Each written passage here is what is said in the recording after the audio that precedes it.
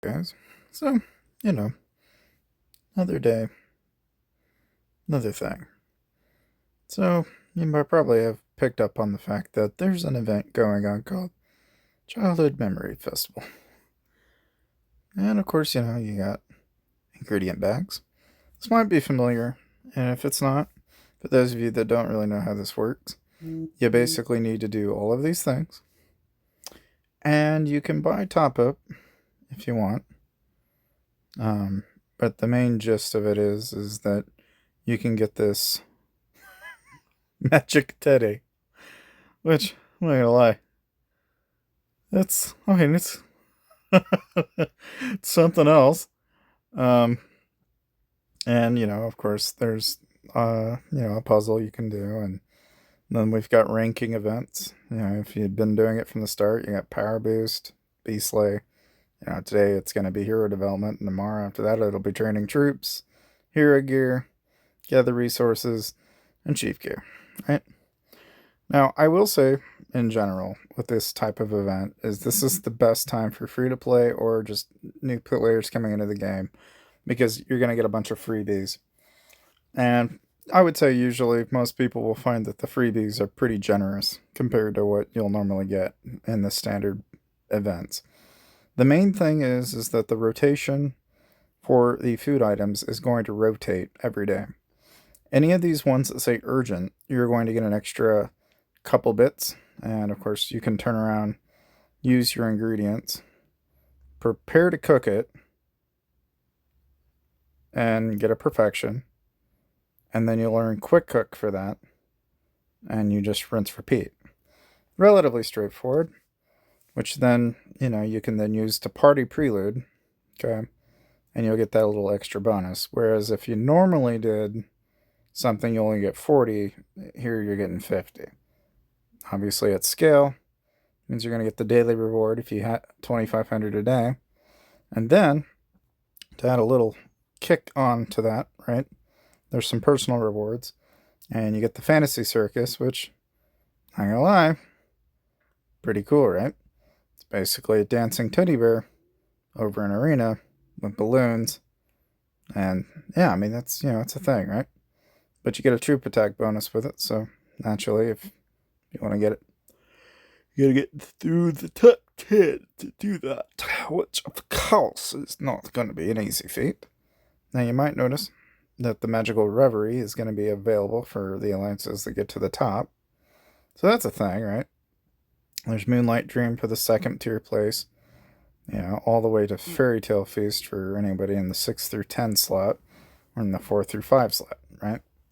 All that means is those are just going to be the loots you'll do afterwards. Very similar to the Thanksgiving feast we had not that long ago, it feels like, in November. Now, as far as the event is concerned, as far as, the Magical Reverie, right? You'll get a table. Each table is going to have 6, 10, 24, and 30, depending on, obviously, best case scenario. And then, of course, your Moonlight, you're going to have 3, 5, 12, and 30, and then 1, 2, 12, and 30. So you can kind of see how this works, right? Obviously, the main gist you need to get out of this here is that the tables themselves give you better loot. So, obviously you're going to be wanting to strive for the Magical Reverie if you can get it. Outside of that, really about the only other thing I can say really is that if you're wanting to work through it and really kind of progress through it, right? Like right now, King of the Ice Field's going on, and you're just kind of wanting to do a little bit of both. Of course, here in a day we'll have Lucky Wheel. I might suggest that you save your gems, kind of do your King of Icefield and stuff like that. But this is like a really great opportunity for you to like go ahead, and if you've got some building speed ups and stuff like that, you gotta burn.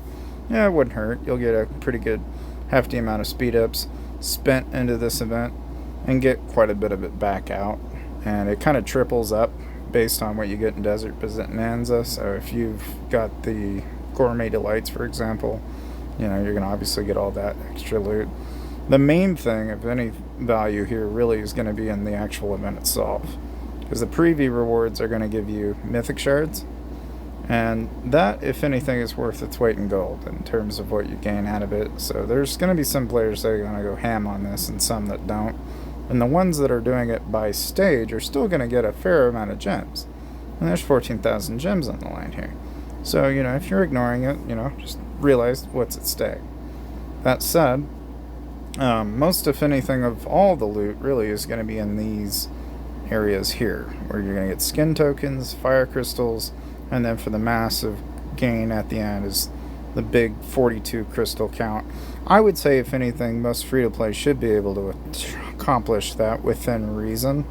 The only consequence, I would say, is, there are going to be some things that are not going to be as easy, but I think as long as you've been saving, you should be fine. If you just got into this, it might be a little tricky, but the biggest problem with free-to-play here is this one right here. You gotta spend, and that's the biggest challenge, right? That's what most people would find to be a not-so-free-to-play forced mission there. That kind of throws the whole concept of getting this free, completely free anyway, out the window.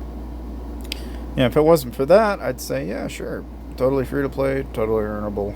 I hate that they add that. It's like one of those things where it doesn't need to be there, but I pointed out because some of you might be thinking you can do this free to play. Outside of that, the big thing is do what the childhood quest requires you. Obviously, the biggest boon to anybody is going to be using speed ups and gems. Defeating beasts and gathering resources is mainly up to a certain cap, and then obviously up till the end of the event, you'll get as much as you can get possible out of it. But I thought I'd go ahead and give you guys a quick overview and kind of what to expect with the event, and hopefully that was helpful for you. And of course, if you haven't already, make sure to subscribe, and I'll see you guys next time.